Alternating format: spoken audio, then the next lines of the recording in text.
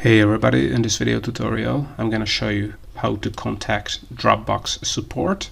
Right, so if you have any issue with your Dropbox account, with your subscription or anything else like that, you can contact Dropbox support, and all you have to do is open up Dropbox support page. I will link it in the description below, but I think it's dropbox.com/support. Then you will see that you have three options to get support from the Dropbox support team or customer service. So as you can see, you can post to the community and get answers from Dropbox users. But if you want to get a support person to reply to you, you can live chat with their support team or email them. So if you have an urgent issue, you might want to use the live chat. So click on Start Chat here.